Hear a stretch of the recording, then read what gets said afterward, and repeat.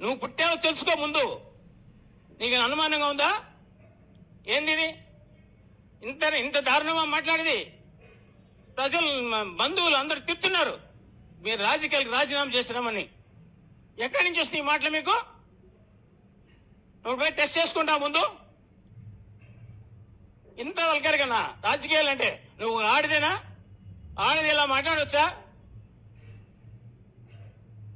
ఇలా ఎలా పడితే అలా మాట్లాడతా. ఈసారి మాట్లాడితే తగిన ఛార్జ్ చెప్తాం. ఇప్పటికే నీకు ప్రజలు బుద్ధి చెప్తున్నారు.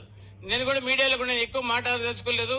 ఎందుకంటే నేను ఒకటే చెప్తున్నా, ఆ రోజు చెప్పిన 2021 ఎంపీపీ ఎలక్షన్ లో నువ్వు గాని ఇండిపెండెంట్ గా పోటీ చేయి, ఏం చేస్తా నీకు ఇది చెప్తా ఉన్నా.